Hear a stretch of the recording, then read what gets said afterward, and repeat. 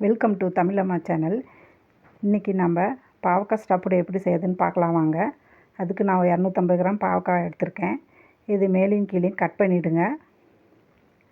பாவக்காய் கசக்குதுன்னு யாரும் அவ்வளோக்கு சாப்பிட மாட்டாங்க. இந்த மாதிரி ஸ்டஃபிங் பாவக்காய் செஞ்சு கொடுங்க, நல்லா சாப்பிடுவாங்க. இதை கட் பண்ணிவிட்டு சென்டரில் கீறி விட்டு உள்ளே இருக்கிற விதையெல்லாம் எடுத்துருங்க. உள்ளே இருக்கிற விதையை எடுத்துட்ட பிறகு ஒரு இது பவுலுக்கு மாற்றிடுங்க. பவுலில் மாற்றிட்டு ஒரு 1/4 டீஸ்பூன் மஞ்சத்தூள், 1/4 டீஸ்பூன் உப்பு போட்டு நல்லா இது கையில் நல்லா பெசரி விடுங்க. நல்லா உப்பு எல்லாம் எல்லா பக்கமும் அப்ளை ஆகட்டும். நல்லா பெசரி விடுங்க. பெசரி விட்டு ஒரு பிளேட்டை வச்சு மூடி வச்சுருங்க. இது 1/2 மணி நேரம் ஊறட்டும். ஊறினதுக்கப்புறம் இதிலேருந்து தண்ணி விடும். உப்பு கலந்துருக்கிறதுனால இதிலேருந்து தண்ணி விடும். பாருங்கள் 1/2 மணி நேரம் ஊறிடுச்சு. இதில் பாருங்கள் தண்ணி விட்டுருக்குது.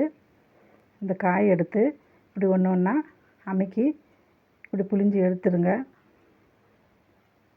எல்லாத்தையும் இப்படி பிழிஞ்சு எடுத்துருங்க. இந்த தண்ணி தேவையில்லை, கீழே ஊற்றிடுங்க.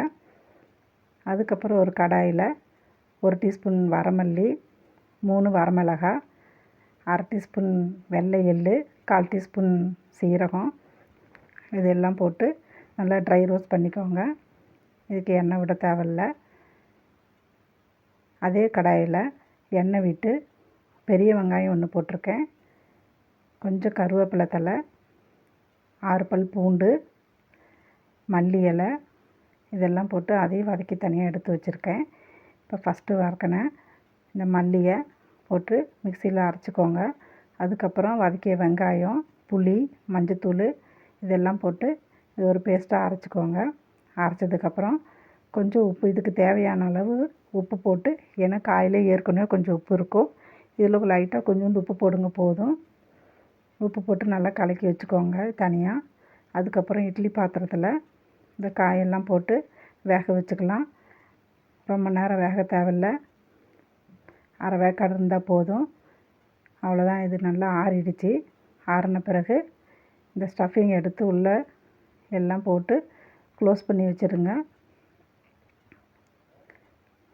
ஒவ்வொரு காயாக எடுத்து இப்படி போட்டு நல்லா க்ளோஸ் பண்ணி வச்சுருங்க. பாருங்கள் எல்லாம் ரெடி ஆகிடுச்சு.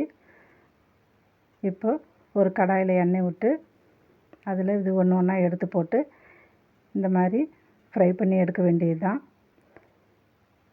ஒன்று ஒன்றா இப்படி திருப்பி போட்டு ஃப்ரை பண்ணி எடுங்க. இது சாப்பிட்றதுக்கு நல்லாயிருக்கும். இது சாம்பாருக்கு, தயிர் சாதத்துக்கு, ரசத்துக்குலாம் நல்லாயிருக்கும். நீங்களும் வீட்டில் ட்ரை பண்ணி